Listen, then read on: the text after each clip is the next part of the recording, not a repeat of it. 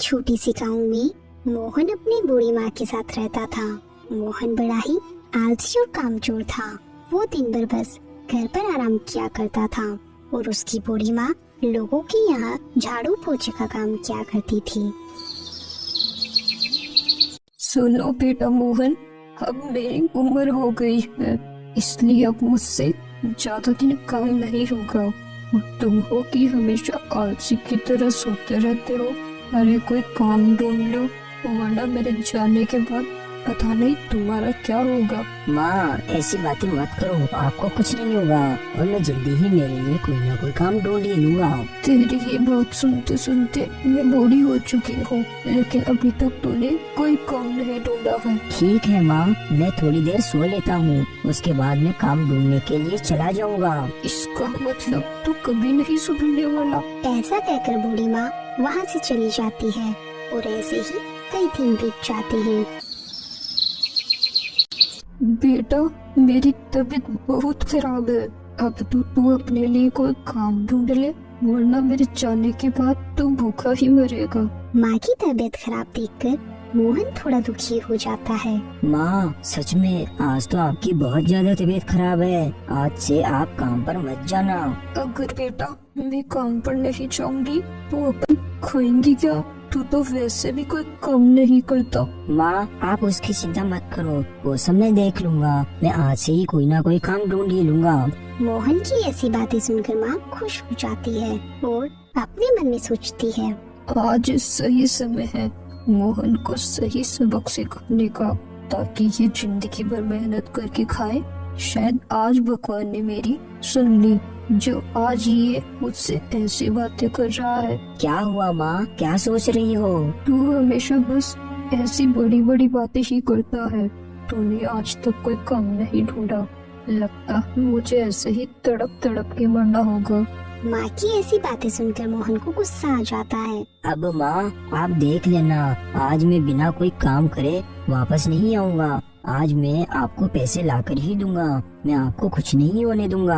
ऐसा कहकर मोहन काम ढूंढने के लिए निकल जाता है। मोहन इधर उधर सबसे काम के लिए पूछता है। अरे भाई क्या आपके पास कोई काम है जो मैं कर सकूं? मैं कोई भी काम कर लूंगा। अरे भाई मोहन, गांव का ऐसा कोई भी दुकानदार नहीं है जो तुझे ना जानता हो, फिर भी तू किसी और के पास जाकर एक बार देख ले, लेकिन मैं तो तुझे अपने पास काम पर नहीं रखने वाला। फिर मोहन दूसरी जगह पर जाता है, लेकिन उसे उसके आलसपन और काम चोरी के चलते कोई भी उसे काम पर नहीं रखता। मोहन काम ढूंढ ढूंढ कर थक जाता है। आज ज्यादा खराब है, मुझे मेरी माँ के लिए दवाई लेकर जाना ही होगा, लेकिन मुझे कोई काम भी तो नहीं दे रहा। कैसे लेकर जाऊँ मैं दवाई और कैसे चलाऊंगा आगे का खर्चा? फिर मोहन के सामने एक कूड़े बेचने वाला जा रहा था।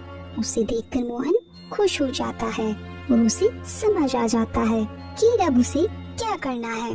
फिर मोहन इधर उधर से सामान और कबाड़ इकट्ठा करना शुरू करता है और इकट्ठा करके कबाड़ी की दुकान पर जाता है। अरे सुनो भाई, तुम इस कबाड़ को खरीद लो। फिर कबाड़ी वाला मोहन का कबाड़ का सामान देखता है। अरे इसमें तो खरीदने लायक कुछ भी नहीं है, ये तो सब बेकार की चीजें हैं, इन्हें कौन खरीदेगा? कबाड़ी वाले की ये बात सुनकर मोहन थोड़ा दुखी हो जाता है। अरे भाई तुम्हें इसके बदले जो भी रुपए देने हैं वो तुम मुझे दे दो, मैं रख लूंगा। फिर कबाड़ी वाले ने अपना फायदा देखकर मोहन को थोड़े से पैसे दे दिए। मोहन पैसे लेकर खुशी खुशी अपने घर आ गया। फिर उसने अपनी माँ के हाथ में वो पैसे रखे। देख लो माँ, आज से मैंने कमाओ, मैं कल से और ज्यादा मेहनत करूँगा तो और ज्यादा पैसे कमा पाऊंगा। ये सब क्या काम करने लगा है? और तुझे ये पैसे कहाँ से मिले? किसी ने तुझे काम पर रखा या फिर तू कहीं से चोरी करके लाया है? अरे नहीं नहीं माँ, ये मेरी मेहनत के पैसे हैं, मैंने कहीं से चोरी नहीं की है। फिर अगले दिन सुबह होने इसमें तो खरीदने के लिए कुछ भी नहीं है। कबाड़ी वाले की ये बात सुनकर मोहन को गुस्सा आ जाता है। तो फिर तुम क्या खरीदते हो, मुझे बताओ किस तरह की चीजें चाहिए तुम्हें और वो मुझे कहाँ मिलेगी। इस गांव में तो तुम्हें कुछ भी नहीं मिलने वाला। अगर तुम पास के शहर चले जाओ तो तुम्हें जरूर कुछ ना कुछ मिल जाएगा और मैं तुम्हें उस कबाड़ के बदले अच्छे पैसे भी दे दूंगा। ठीक है, अभी तुम्हें इसके जितने पैसे देने हैं वो तुम मुझे दे दो। फिर कबाड़ी वाला मोहन को थोड़े से पैसे दे देता है। मोहन पैसे लेकर अपने घर की ओर निकल जाता है।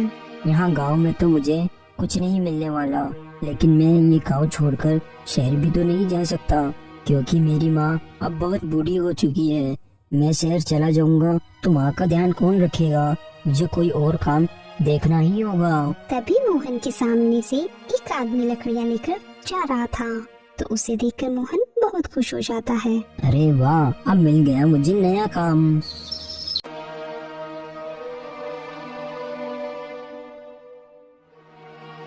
जंगल पहुंचकर मोहन बहुत सारी लकड़ियाँ जमा कर लेता है और उन्हें गांव में जाकर बेच देता है।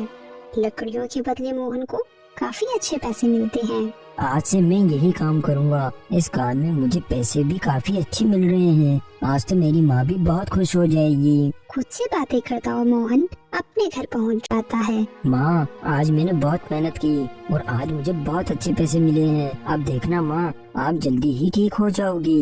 बेटा, ये सब क्या काम कर रहे हो, मुझे भी तो बताओ। फिर मोहन सारी बात अपनी माँ को बता देता है। मुझे तो विश्वास नहीं हो रहा।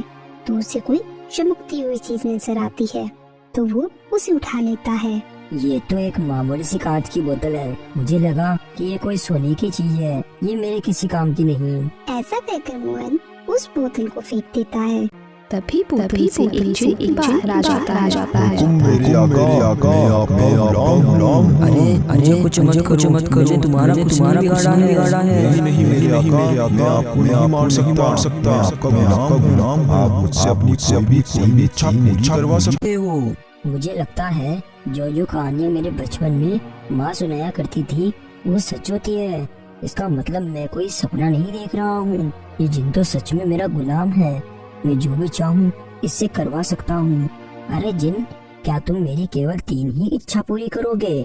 हाँ मेरे आका, मैं केवल आपकी 3 ही इच्छा पूरी कर सकता हूँ। बोलिए आका, आपकी क्या इच्छाएं हैं? हे जिन, मेरी पहली इच्छा है कि मेरी माँ की तबीयत बिल्कुल सही हो जाए और मेरी माँ को कभी कोई बीमारी ना हो। ठीक है मेरे आका, मैं आपकी पहली इच्छा को पूरी कर देता हूँ। जिन तुरंत ही अपने जादू से मोहन की माँ को सही कर देता है। आका, मैंने आपकी माँ को सही कर दिया। मानिए आका, आपकी दूसरी